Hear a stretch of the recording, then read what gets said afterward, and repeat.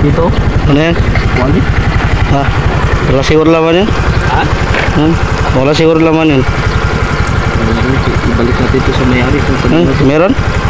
Hindi ko alam. Tingnan ko rin. Tingnan kayo baka makita ng ibang tao dun. Baka